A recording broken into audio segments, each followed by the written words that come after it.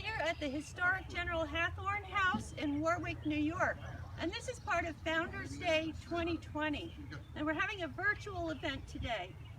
Right now we're going to do a walking tour of the exterior of the house. I'm Sue Gardner with the Friends of Hathorn house. This is Arek Kwapinski. He is the owner of the property. And this is Sylwia Kubasiak. She is also the owner. So one thing I want to mention to everyone before we start is that our location is very important. It's important to the revolution because as we look around and see the fields and the road across the street, that is the main road for all of the revolutionary soldiers and couriers and officials during the Revolutionary War. It was the main road because all the other good roads between New England and Philadelphia were too near to New York. So thousands and thousands of people moved along this road.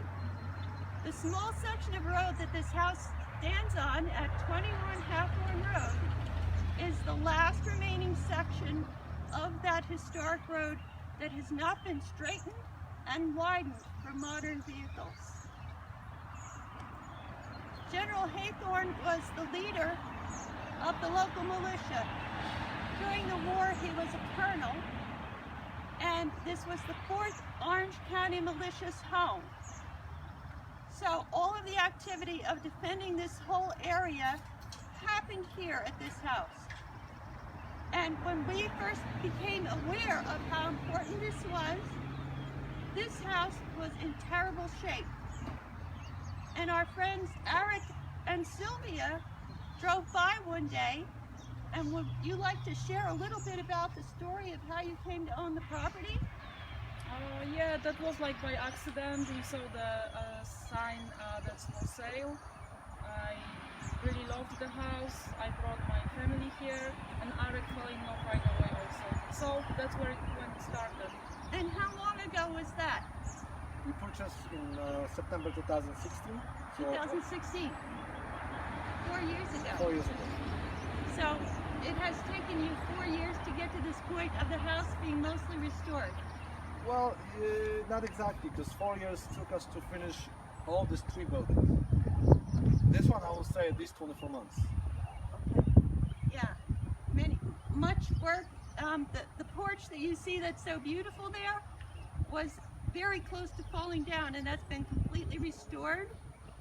The chimneys were completely rebuilt as well.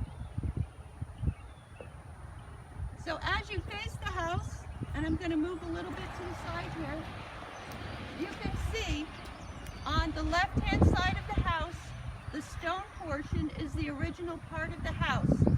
John Hathorn and his bride, Elizabeth Welling, moved here and built it in 1773.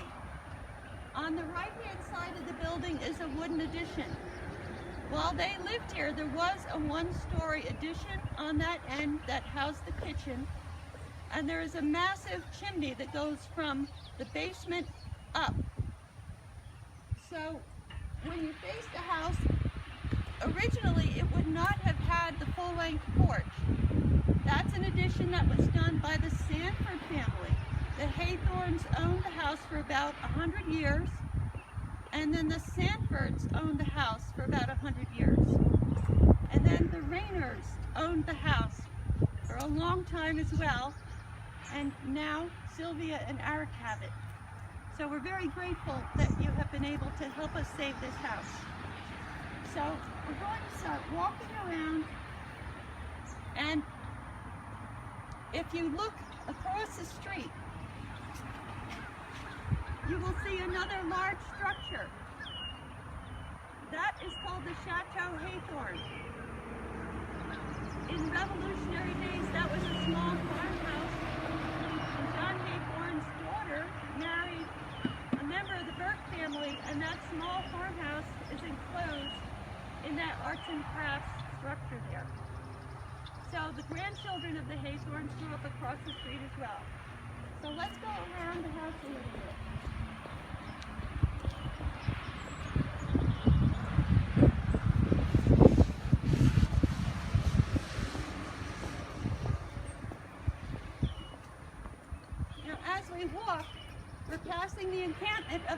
New York Regiment, who will be helping us with demonstrations shortly.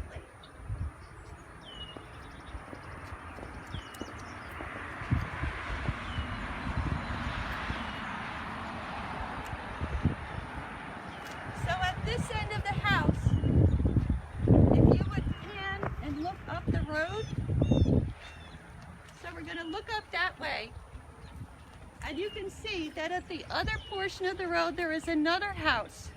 That is the Jeremiah Four-House homestead. And Arek and Sylwia have restored that as well as a guest house. That house and this house and the chateau across the street that was small are the three original structures that stood here during the Revolution. And not that much has changed from then to now. The view shed for the house, which stretches across the highway and up the hill, was preserved with the land preservation program that the town of Warwick put in place. So the view shed for this very historic stretch will stay forever this way. We're very grateful that the town of Warwick and Supervisor Sweeten has been able to help preserve that. The Raynor family helped with that. The Raynor family also put this house and that on the National Register of Historic Places.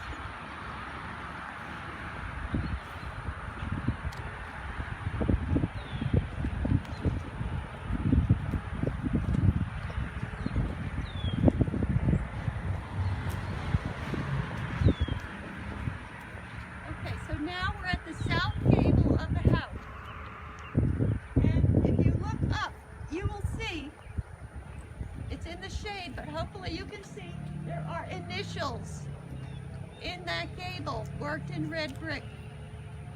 And what it says is the letter H for Hathorn, and then there are two more letters, an I and an E. The E is for Elizabeth, John Hathorn's wife.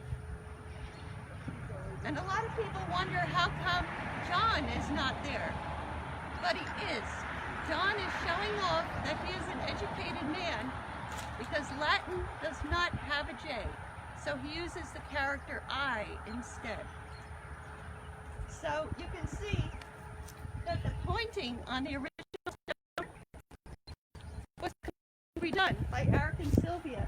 Arek, would you like to tell us a little bit about doing the repointing? Yes, it was only the part of the pointing, it's cement, sand, and lime. And after years, the only thing stayed between the joint is the sand. So there was no actually any connection between the stones. Wow. So we vacuumed that remaining of that sand from both sides, inside and outside, and we used special tools to push that liquid pointing inside between the joint. Okay. So there was like a few thousand pounds of concrete between. Wow. So we spent months to bring Do the those. repointing. Yeah. So when you say that, it makes me think that the house was not very far from falling down then. Actually, most of the stuff we did new. Okay, all right. Beginning from the foundation and we finished with the roof. Okay, Like you mentioned, with the chimneys, with the structure was in bad condition. right, No electric, no gas, no plumbing. right. So everything was done. So everything was repaired. Yeah. And one thing that I always like to celebrate especially is that the shutters were not there and were falling apart. Yeah, but Who this is fixed original those? shutters. Who fixed the shutters? I painted them. Arek restored by hand Yeah. the original shutters of the house. Pretty amazing stuff. Okay, so we're going to move around the back of the building now, and I'm going to show you before we go around. This is what the house looked like in 1875, if the wind doesn't blow too much. That's a drawing that was done. So it originally had 4 small gables.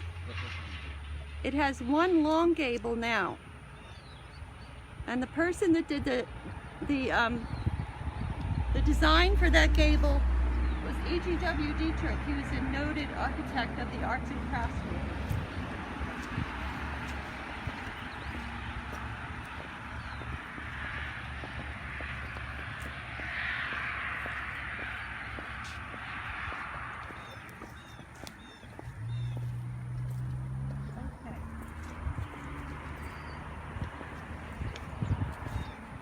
So this will be a little bit more difficult to see. The reason why I mentioned E.G.W. Dietrich a moment ago is because there's this wonderful stained glass window in the back of the house.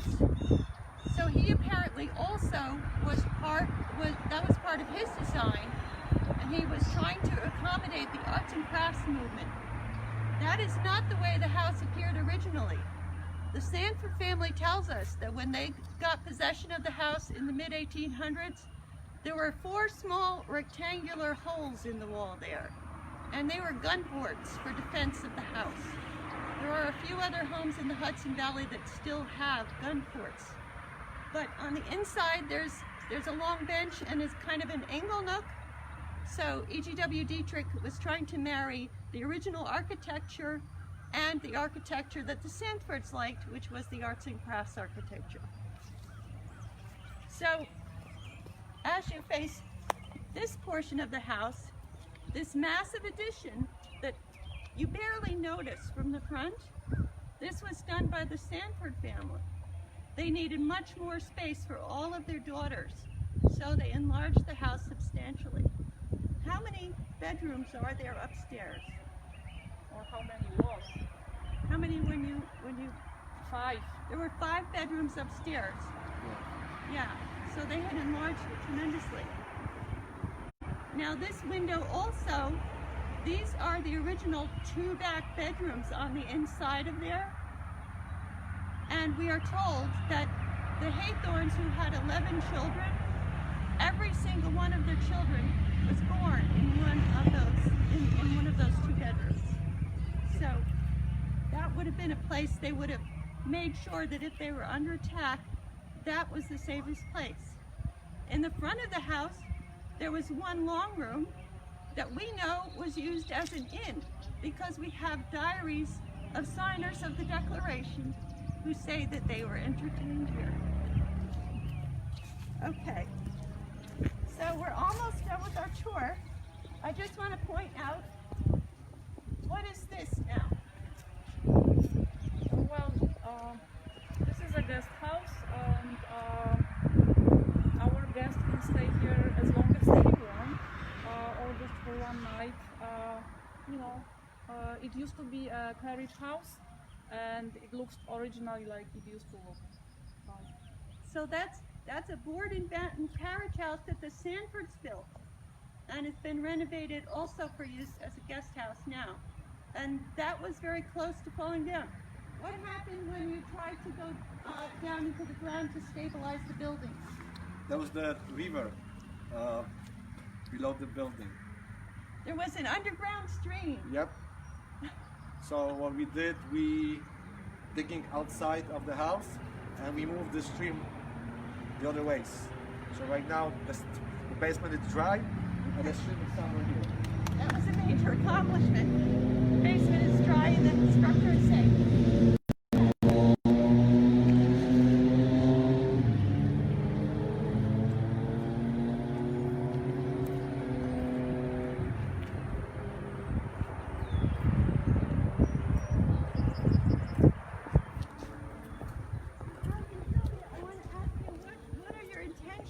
To use this property for then?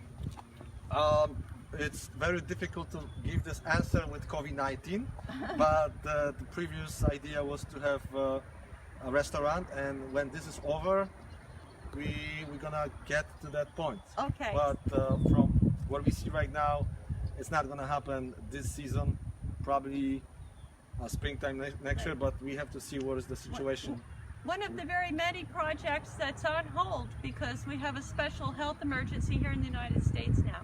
But we're all looking forward to your opening day, and we'll have a grand party then. Of course, we will.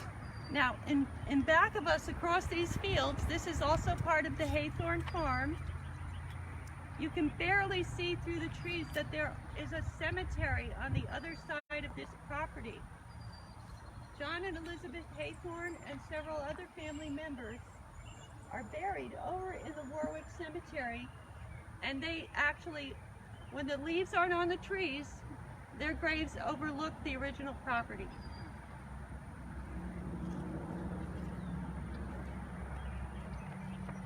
So that concludes our exterior house tour of the historic Hathorn house, and we will be starting another session very soon. Dr. Daniel Wood, portrayed by Lawrence Wood of the 5th New York Regiment, will be joining us, and he's doing a medical professional, and we especially remember how very valued all medical professionals are to us today. So in just a short time we'll be reopening the live feed. Thank you.